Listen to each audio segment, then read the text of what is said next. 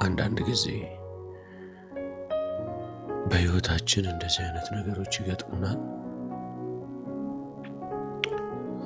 ብዙ ጉዳቶችንና ብዙ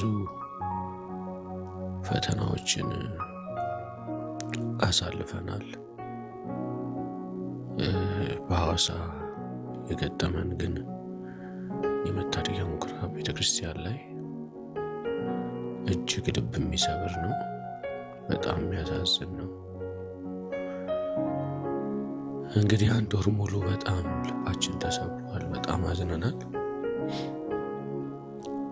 እግዚአብሔር ሳያውቀው ግን በህይወታችን የሆነ ነገር እንደሌለ እናምናለን።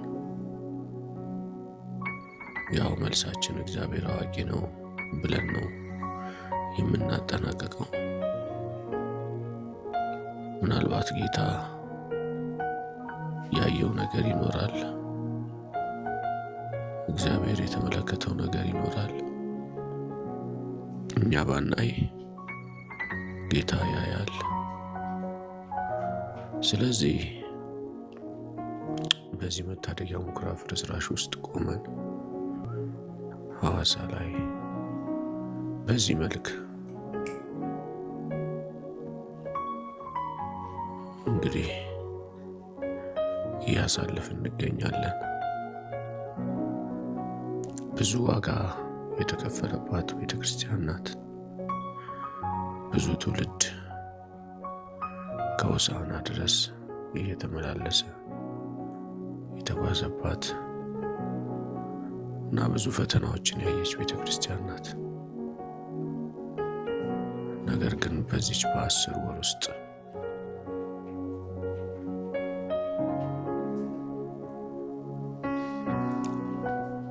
በ10 ወር ውስጥ አገልግሎት ውስጥ የገጠመን ፈተና በጣም ከባድ ነው። 10 ወራችን ነው አገልግሎቱን በሐዋሳ ከተማ ከጀመርን።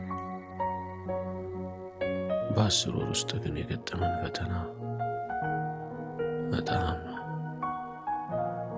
ከባድ ነው። እንግዲህ ብዙ ቅዱሳኖች ያለቀሱበት፣ ብዙዎቻችን ልባችን የተሰበረበት፣ ብዙዎቻችን ያዘንበት ነው። አንዳንድ ጊዜ ያልተነካ ግልግል አያውቅም እንደሚሉት በህይወታችን ላይ በአገልግሎታችን ላይ ያለፈውን ነገር የምናውቀው እኛና እኛ ብቻ ነን። ተመልካች ምንም ቁስሉ ላይ ገባ ሁሉ ይችላል። በነገራችን ላይ የእግዚአብሔርን ክብር ፍለጋ የሚል ርዕስ ይዘን ነው ወደ ሐዋሳ የገባ ነው። በሐዋሳ ላይ የእግዚአብሔር ክብር እንደ ጥንቱ እንደቀደመው ሰው ፈርቶ እንደሚኖርበት እግዚአብሔርን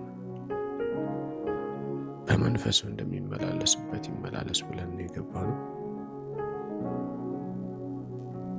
እንዳልኳችሁ እጅግ በጣም ብዙ ዋጋ ከፍለናል።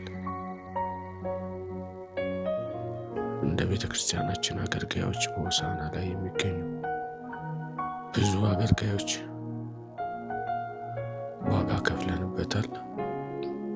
ከዛም ባለፈ በሐዋሳ ከተማ የሚገኙ ቤተክርስቲያናት ላይ ያሉ ትልልቅ አባቶች አጠገቤ በመቆም ይህን ራዕይ እንዲሰፋ ቤተክርስቲያኗ ከፍ እንድትል እንድታድግ ላይ የሚገኙ ትልልቅ አባቶችና የአብያተ ክርስቲያናት መሪዎች እንዲሁም የአብያተ ክርስቲያናት ካውንስል መሪዎች ብዙ ሰፖርት ያረጉት አገልግሎት ነው። በጣም ብዙዎች የእግዚአብሔርን ሐሳብ እንድናስቀጥል በጣም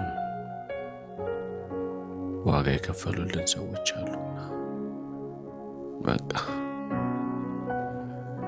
እንግዲህ አንዳንድ ጊዜ ከሌለ የለህም የሚሉት አንዳንድ ነገር አለና እኛ እግዚአብሔር ነው ያለን፣ ሌላ ነገር የለንም። ከሌለ ደግሞ የራሱ ጉዳይ ትባላለህ። ልክ እንደዚህ በቃ እንግዲህ በሐዋሳ ያለን አገልግሎት ይህን ይመስላል። ከፍርስራሹ መሃል ሆነን ይህን ድምፅ እያስተላለፍን እንገኛለን።